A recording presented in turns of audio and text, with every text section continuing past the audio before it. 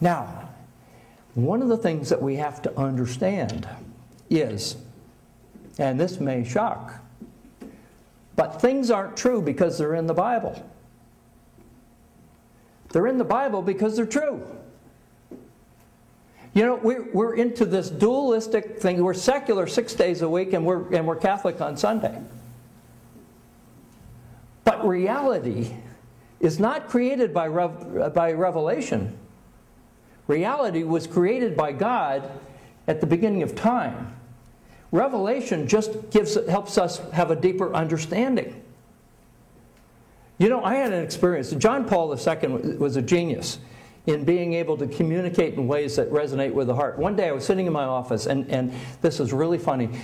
I was all by myself, thank God, because I got to this point on the page and I said, oh my gosh, this is absolutely true. It reeks of the truth. I said this out loud. I'm sitting there by myself. I couldn't contain myself. It reeks of the truth. And then I felt embarrassed. I felt embarrassed. Why? Because I always knew it was true. But now I really know it's true. Wait a minute. What's going on here? You know, we have to move from believing to knowing. Knowing. Marriage is a reality that is the original value of God's creation. It takes one man and one woman to form one human unit, as Professor William E. May, the other Bill May, who's the renowned theologian at the John Paul II, as he says, man and a woman together form like another person, a creator. A creator. That's something that we've lost sight of today as people are manufacturing children and intentionally depriving them of the mother and father. There's also the lost sense of this privation. That's the reality. The reality is that one flesh union, that's just not in the Bible. It's sitting in this room. All of you are witnesses of the one flesh union of your mother and father because you're carrying their flesh. And you're witnessing that wherever you go. That's reality. That's reality. We know that. We know what marriage is. We know what marriage is. And you know what? It's reality whether you believe in God or not. Marriage, it's the same marriage whether it's recognized by the state. And by the way, the state cannot change reality, can only recognize it. It's the same marriage that is recognized by the state as recognized by religions. Only religions understand it more deeply, especially, we as Catholics recognize it as a sacrament.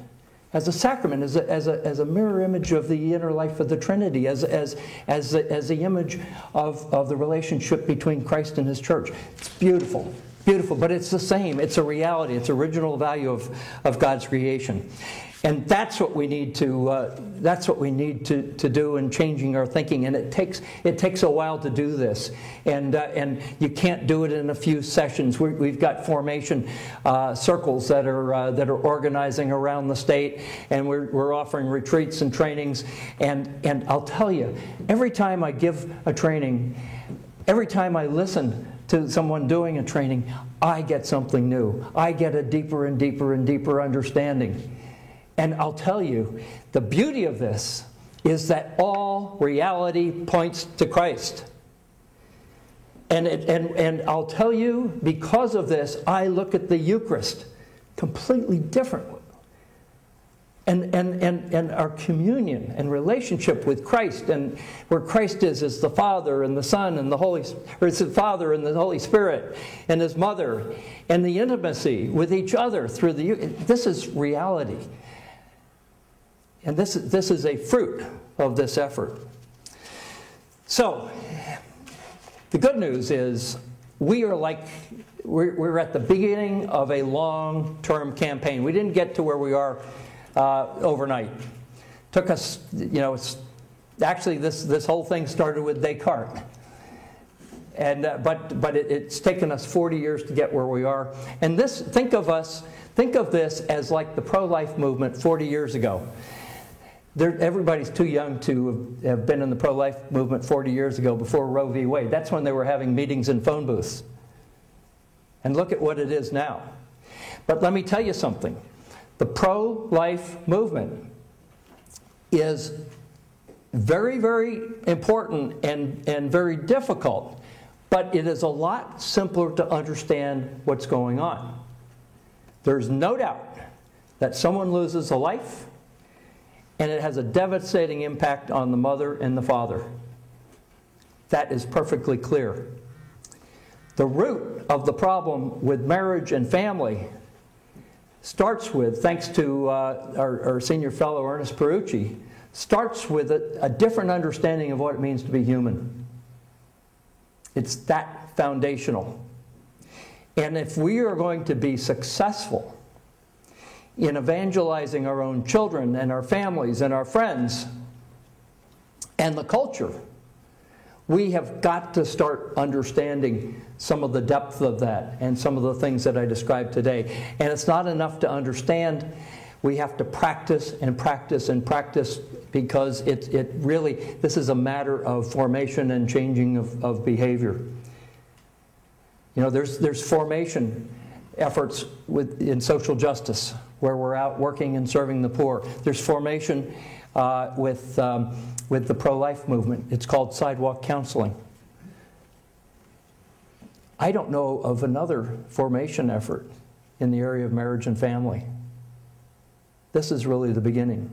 So I'm going to close now and open it for questions, but if you're intrigued, I invite all of you to join this effort.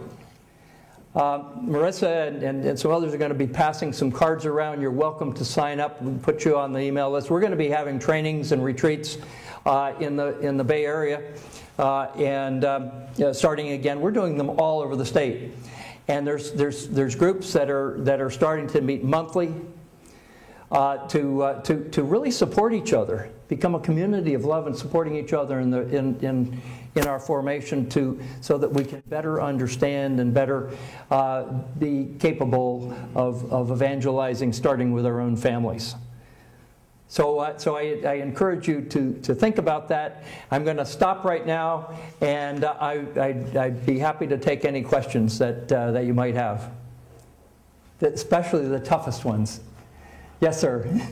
I'm Charles Morphy. I know who you are. Who else would you be, Charles? It's good to see you. Former embryo. Former Army medical corpsman. That's what Obama calls. And I bet you have a mother and a father. Yeah, well, they passed away. Yes, but they're. Yes. The thing is, I noticed I listen to EWTN quite a bit on radio, and then Fox News is primarily EWTN and Fox News primarily when I turn on the TV, except for local news maybe at night, or Giants or an A's game or whatever. But I noticed that Father Frank Pavone, along with Dr. Alveda King, have kicked off their first Freedom Ride on Saturday. But it's from Birmingham to Atlanta. But I haven't heard any news articles about it at all, including even on EWTN. I'm wondering how they're doing. I haven't heard any.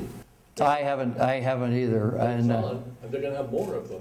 But I think those are very, very effective, and we need to be doing things like that on marriage and the family from a standpoint of social justice in California to attract more people to this effort. And they're doing pray-ins in front of the abortion mills, and they're doing a denominational service at this park with the bust of Martin Luther King down there. Very important, very important. Are there any other questions?